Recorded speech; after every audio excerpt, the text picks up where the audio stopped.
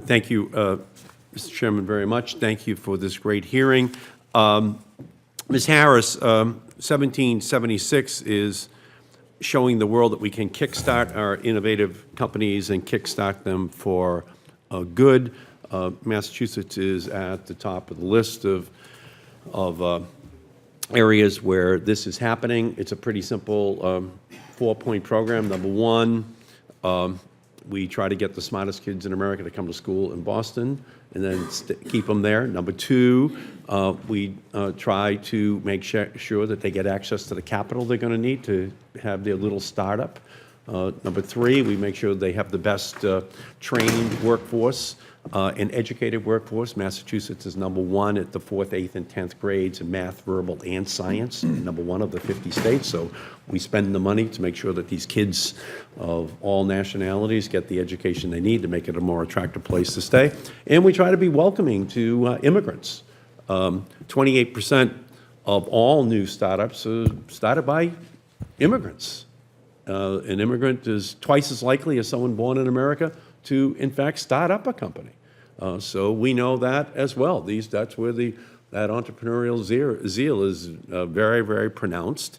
And we also know that 40% of all Fortune 500 CEOs are either born overseas or the children of immigrants in the United States. That's 40% of all CEOs. So that's a big factor in terms of capturing these opportunities.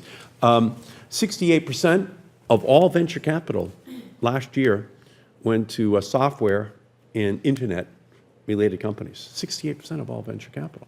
So that's where it is. And a lot of that is related to net neutrality and the rule that the FCC promulgated last year and has now been upheld by the circuit court. So can you talk a little bit about what that net neutrality ruling means in terms of opening up the apertures for startup companies to be able to gain access to the capital they need in order to start hiring people in city after city across the country?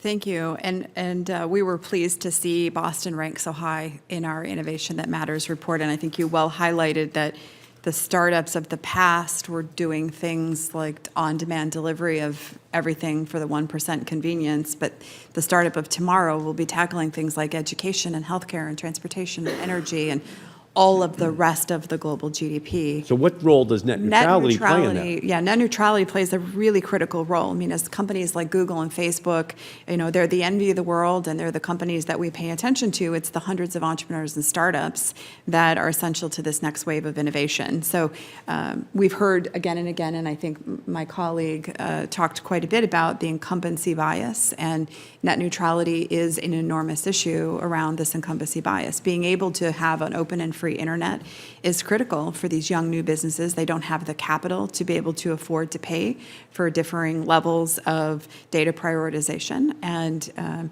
we can ill afford any more hurdles to these young companies. So yeah, being able to grow and scale. So Google and Hulu and YouTube, that's so yesterday, huh?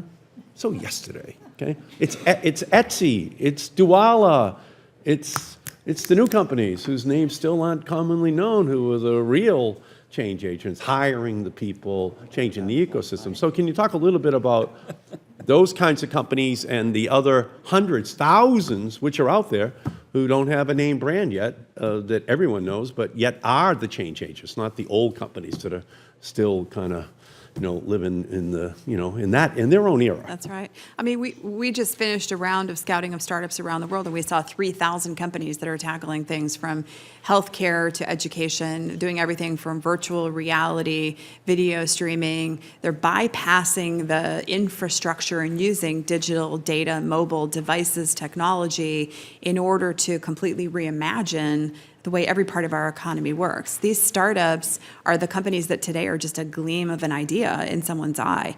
Every single one of them will rely on connectivity, data, the ability to access in an economic way. And without the internet as net neutrality, there's no guarantee that they're going to be able to reach their customers, and as a result, people with dough, venture capitalists, investors, they're not likely to give the money if they don't think they can reach all 320 million Americans. If you think about the evolution of the digital era, right, the further and further technology goes across the economy, the more entrepreneurs are increasingly going to face the hard problems. And they're hard because there are incumbencies. They're hard because they're regulated. But the incumbency bias is an enormous issue, and not just today, but it will be an increasing issue the further that technology comes into these industries that are most important to our lives.